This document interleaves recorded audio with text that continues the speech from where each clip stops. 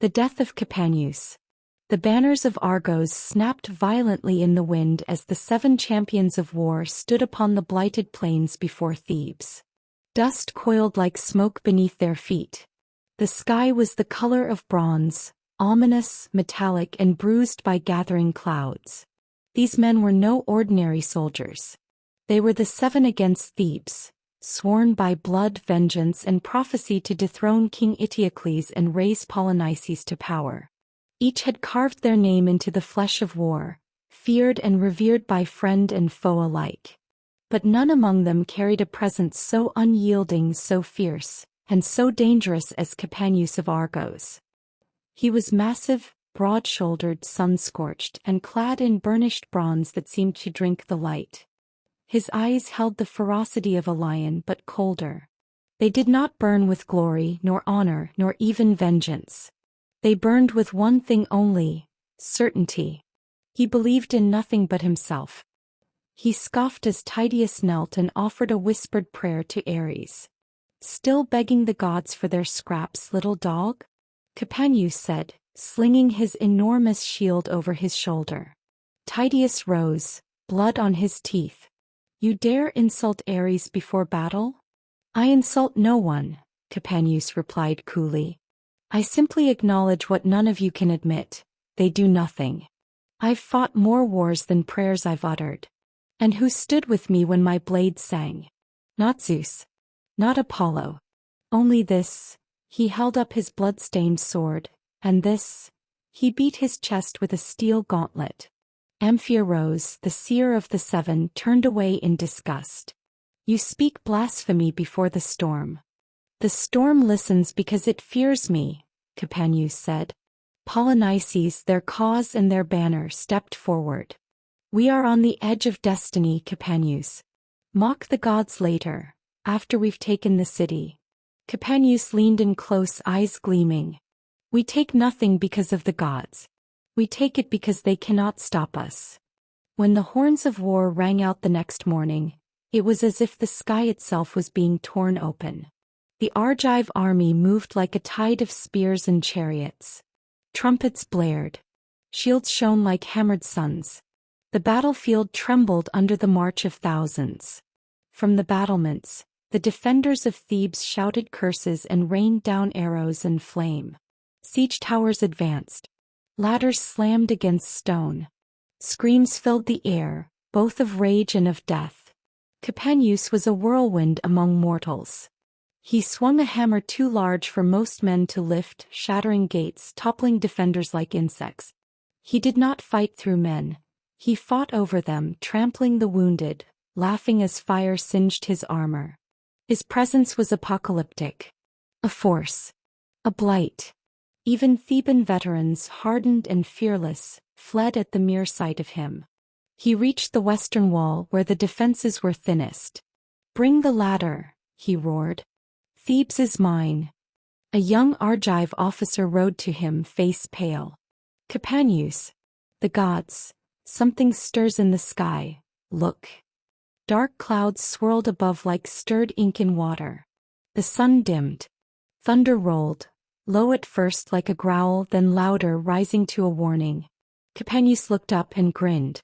"The sky watches," he said, "but it dares not strike." Behind him Amphiaraos dismounted, his cloak heavy with dust. He stepped forward, eyes locked on Capaneus. "Do not climb that wall," he said softly. "I will not be lectured by a man who sees ghosts in the wind." "I see more than you," the prophet replied. "You are fire, but fire consumes itself." Capaneus turned to him. "Then I will burn so brightly that even Olympus must blink." He grabbed the siege ladder, flung it against the wall, and began to climb. Each step was a heartbeat. The Thebans atop the wall tried to hurl stones, but most were too afraid to face him. One bold captain knocked a black-feathered arrow and released it. It struck Capaneus' pauldron and shattered. "Fools!" Capaneus bellowed. "Your city will fall and your gods with it. I am the only god you need fear now." Below, even the Argive soldiers had gone still. The air had changed. The sky had gone utterly silent. Capaneus was now halfway up the wall. He threw his head back and roared to the heavens. "You see me, don't you? Zeus, Apollo, strike me down. Show your strife. Or sit there in your golden halls and cower as I breach this city by my own hand." The clouds pulsed. A single drop of rain struck his shoulder, then another. Then the wind ceased entirely. And then silence. Not just quiet. Not the absence of sound. A holy stillness. The kind that makes even the animals freeze. The kind that breathes like an inhale, holding the world in its lungs. And in that breath, lightning came. From the throne of Olympus, Zeus, keeper of justice, sky father of storms, raised his hand. "No more," he said, his voice rumbling through the heavens. With emotion he called his lightning, a jagged spear of divine fury, and hurled it down. Capaneus had just reached the top. His boot touched the final rung. And then the bolt struck. It didn't just hit him, it obliterated him. A brilliant, white-hot explosion consumed Capaneus' body. His armor melted like wax. His bones flashed like ivory beneath flame, then crumbled. He didn't even have time to scream. All that remained was ash. His shield fell, still smoldering, and hit the ground with a final echoing clang. The battlefield stopped. Both armies, Argive and Theban, stood frozen in shock. Polynices fell to his knees. Tydeus staggered backward. Amphiaraus closed his eyes and whispered, "So it ends." Even the Thebans did not cheer.